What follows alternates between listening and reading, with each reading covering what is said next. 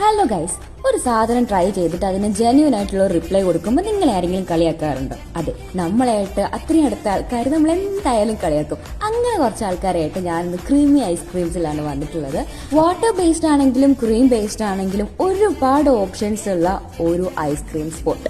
Ice cream ലവേഴ്സിന് എന്തായാലും ഇഷ്ടപ്പെടും. ഞാൻ ലോട്ടസ് ബിസ്ക്കറ്റും ഒരു ബട്ടർ സ്കോച്ചും ആണ് ട്രൈ ചെയ്തത്.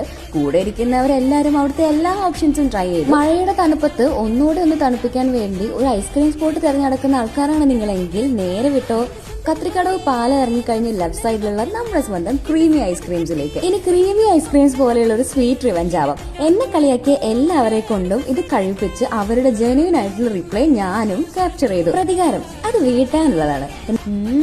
നല്ല രസമുണ്ട്.